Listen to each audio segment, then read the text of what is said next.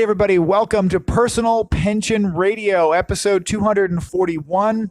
You saw the title, I hope, that is How Financial Planners Get Paid. So pay attention to this one. Definitely a great question from a listener. That'll be the conclusion, the fundamentals of this episode. Before I get started, a quick introduction for those of you watching on YouTube. I am Craig Strom. I am the income engineer. Yes, I actually own the trademark, nationally registered trademark as the income engineer. My passion, my specialty is retirement income planning. Retirement income planning is extremely different than just simply investment planning. Retirement income planning ties together investments in that accumulation phase of your life, as well as the distribution phase, that income lifestyle in retirement phase of your life. Without a comprehensive plan, an income plan, retirement can be very difficult. Whatever retirement means for you, retirement often means lifestyle. Lifestyle of some shape or size or another requires cash flow, requires income, hence the income engineer. And when I was thinking about that particular title, when the income engineer was born, this was years ago now, I remember thinking that Wall Street has one mission, and it's a perfectly legitimate mission for a business, and that is this: get more money into Wall Street. So the answer to everything, retirement especially, is invest. And if you lost your dog, it's because you did not invest enough money. If you're late to school with your kids, it's because you didn't invest enough money. See, the answer was always, the solution, if you will, was always invest. Now, investment is critical. You've got to have investment of some shape or size, some form or another. It's the income plan, that distribution side of the journey that was always missing. And Wall Street controls the marketing machine in the financial world. Wall Street also controls the education system for financial advisors and financial planners. And they have no financial incentive to spend a ton of money teaching me how to teach you to take money out of their system. Makes sense. So they spend most of their money and time and effort on how to get more money into the system.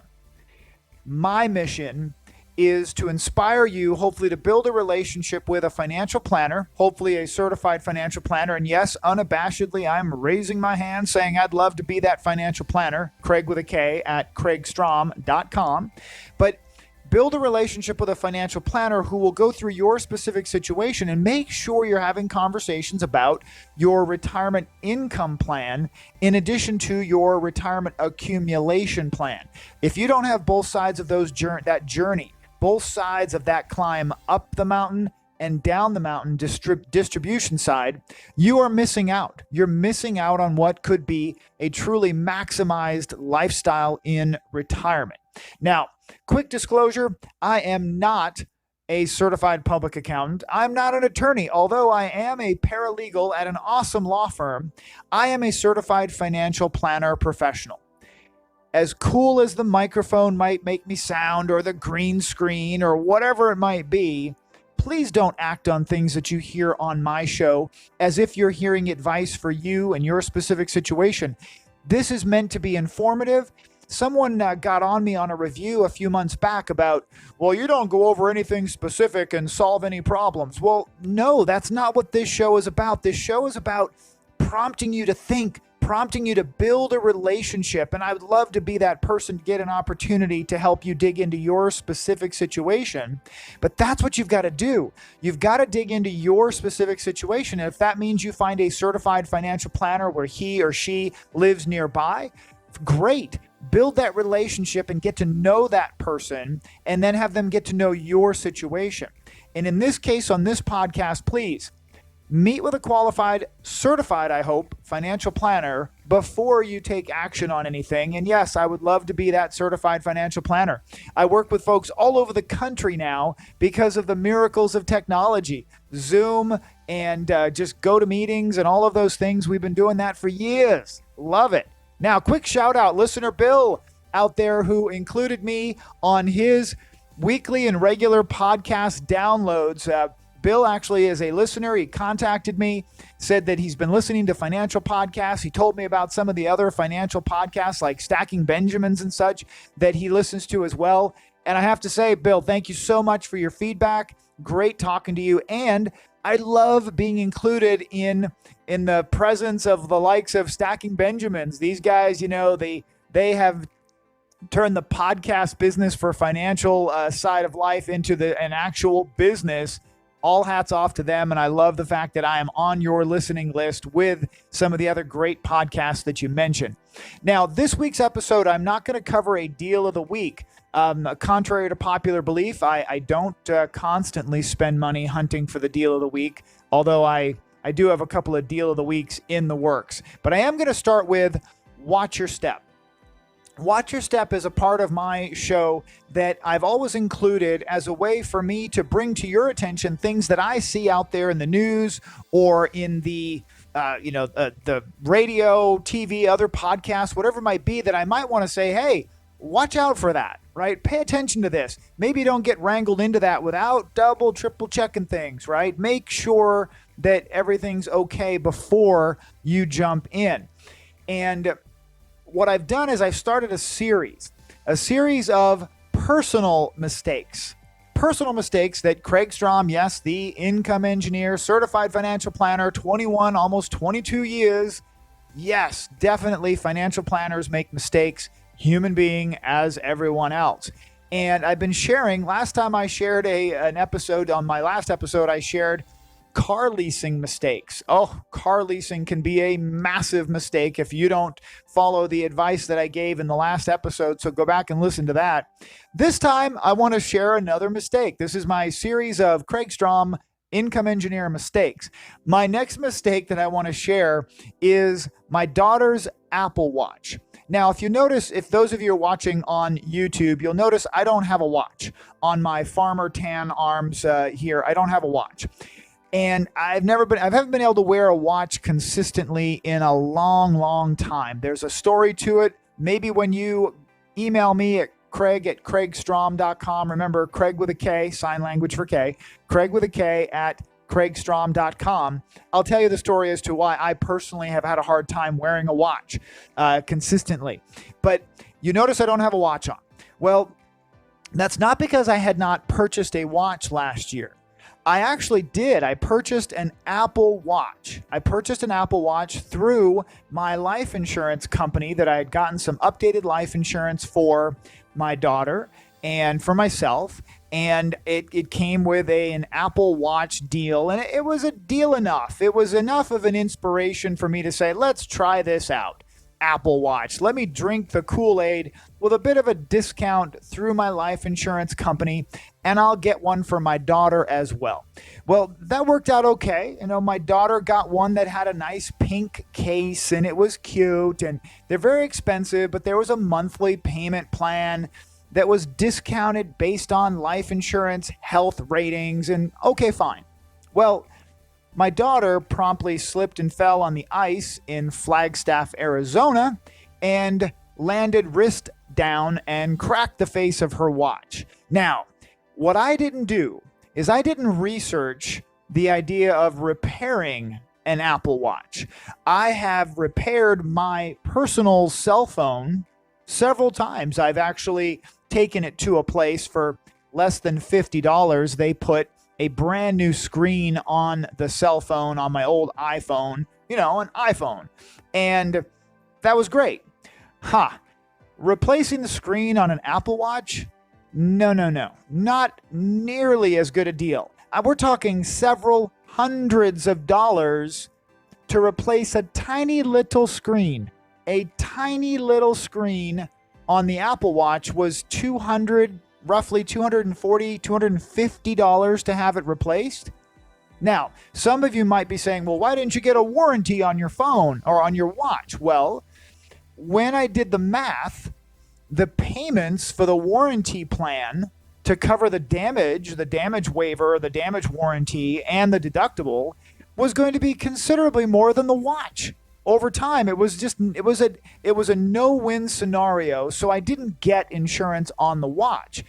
Sure enough, Madeline broke the watch. And that's when I found out how much it was going to cost to repair that watch. So now I have eaten the cost of my daughter's watch, and I took my Apple Watch and I put a new protective case that happens to be pink, swapped out her pink wristbands, and sent that to her, and she's now wearing my watch. Because her broken watch is in my shop. Someday it'll be cheap enough to fix the screen, and someday I might care enough to actually pull it out and have it repaired, but not right now. So that is a mistake on my part, that I fell into the Apple Watch craze. And by the way, it was kind of cool for a while, but I already am distracted enough as it is.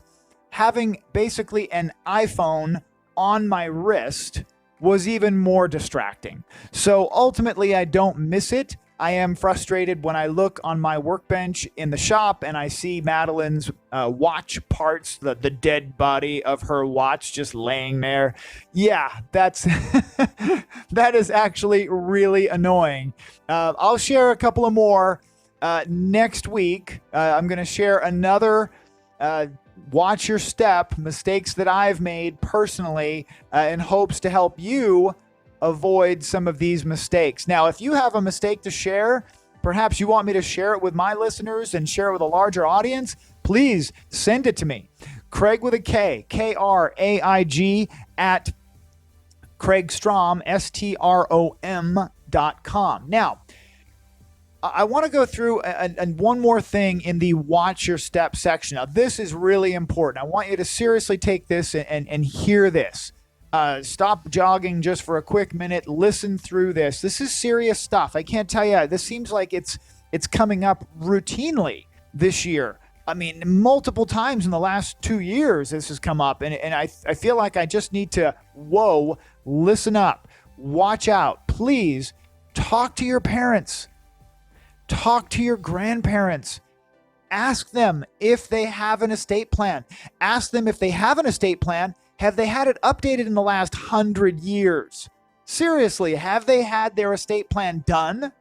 Have they had their estate plan updated? If it has been done, please have that conversation. Do yourself a favor and ask that question. I've got to tell you this, and I'll share it as always. I've got a story for everything. I've been around long enough in this financial business that I do have a story for just about everything. And recently I met with a great family here in Southern California. And we actually met in person. We had our masks and we were socially distanced, but we met at the company headquarters. Very cool. First time I'd met with somebody in person in quite a while. But I met with this family. They are currently cooking. You know, some people have said, somebody said this to me once. My mom would say this. She says, you're all up in the kitchen and you don't even know what's cooking, right? Like, get out of the way, get back, right? So these folks are cooking something that is going to be bad. They are on a path that if it wasn't for their attorney, now this is an interesting one. You heard me say that I actually work with an awesome law firm. I'm a paralegal at an awesome law firm, and we help clients with estate plans and a variety of things.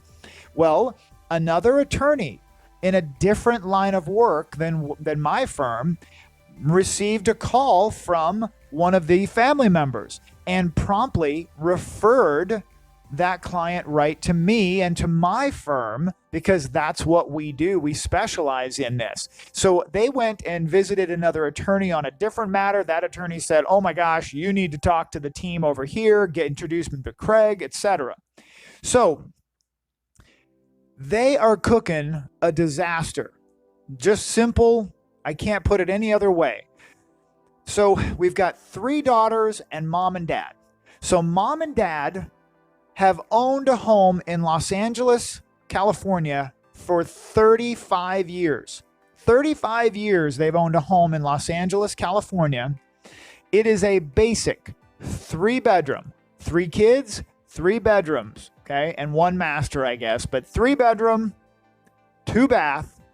So my folks listening right now in Idaho, Indiana, Tennessee, Maine, get ready for this.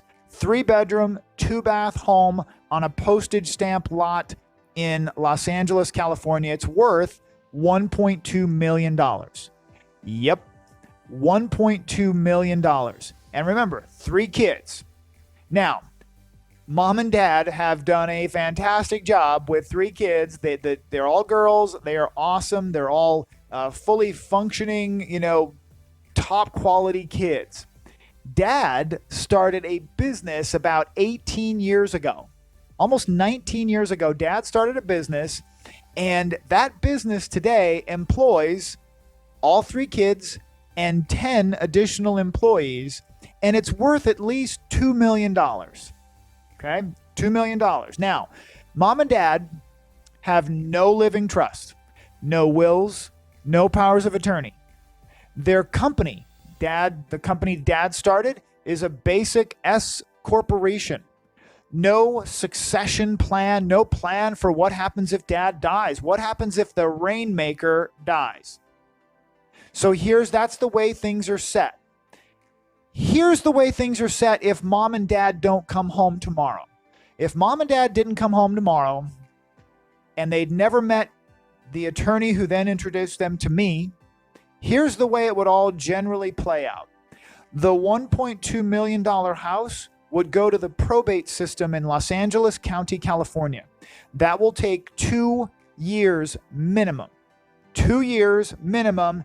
And with the value of the home and lawyer fees, probably over $100,000 in costs related to the home in Los Angeles.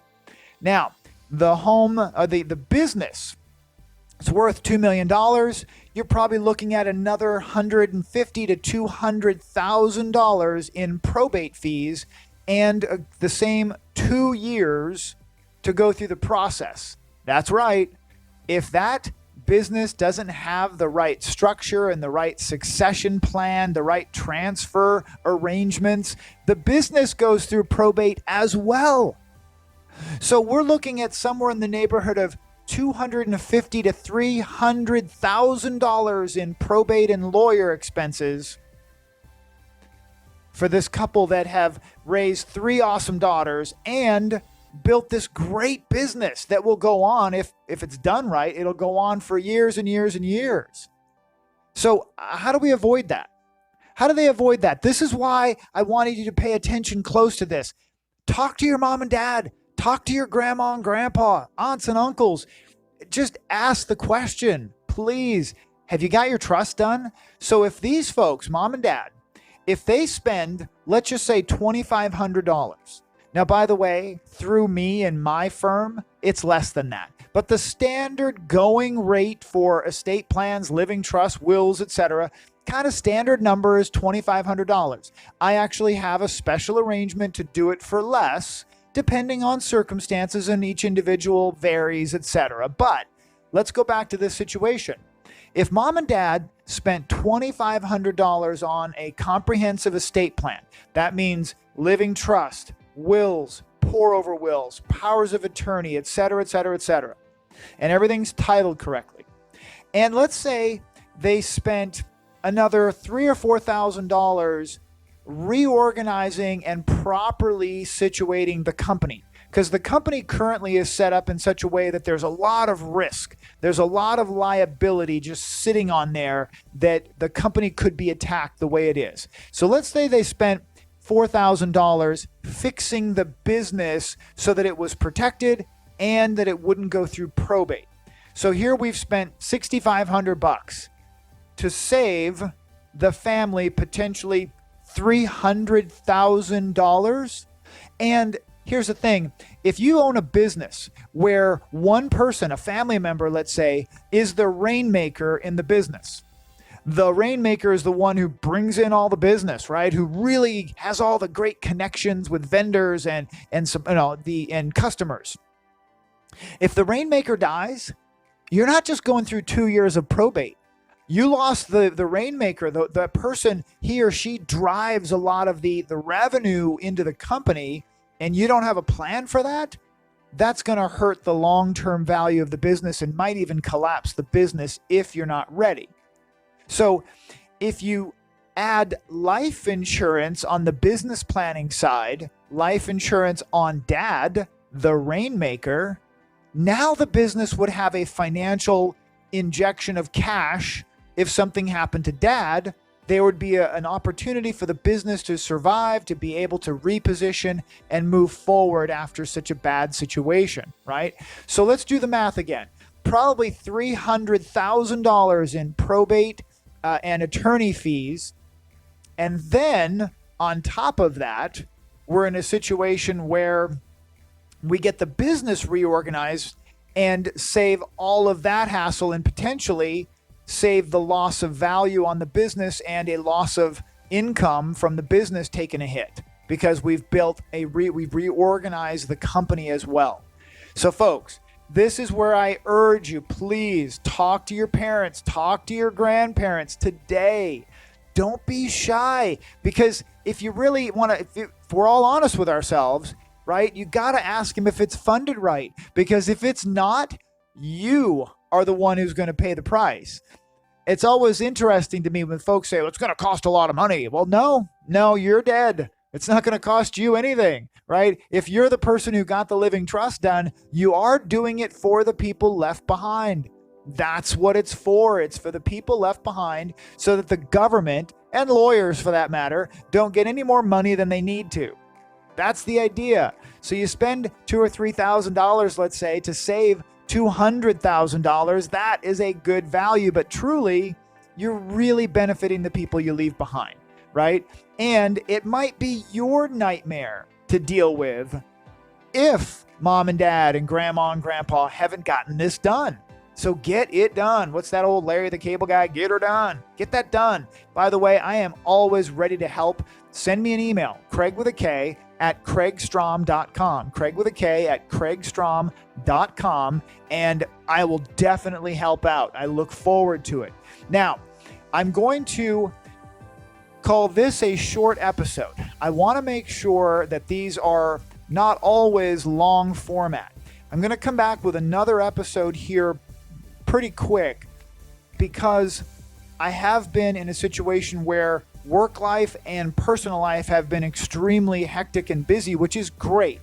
It's great during work times to be busy, but personal times have been busy as well. And I've been surprised that it's just go, and trying to make sure to stay consistent on the podcast. That's always a real challenge. And I appreciate the emails that I've received and the phone calls that I've gotten lately, the opportunity to talk to listeners. Thank you so much for the feedback. If you have a moment, leave a review on iTunes, I think iHeartRadio, all of those. Please, Stitcher, SoundCloud, wherever this podcast is being downloaded, please leave a review. Super appreciate it. I'll talk to you again real soon. Take care.